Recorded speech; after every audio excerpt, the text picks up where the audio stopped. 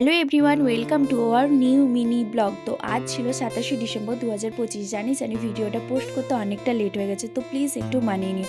তো আজ ছিল আমাদের ট্যুর। আমরা যাচ্ছিলাম উদয়গিরি, খণ্ডগিরি, পঞ্চলিঙ্গেশ্বর মন্দির, নন্দনকানন। আমাদেরকে নিয়ে যাচ্ছিলেন স্যার এই স্টাডি পয়েন্ট থেকে। তো এটা ছিল আমার সিট। আর চলো বাসটা পুরোটা দেখা একবার। দেখেছো বাসটার লাইটিংটা জাস্ট ওয়াও ছিল। তারপর বাস ছেড়ে দেওয়ার প্রত্যেক বছরের মতো এই বছর আমাদের প্রথমে প্রাইজ বিতরণটা কমপ্লিট করে নিই।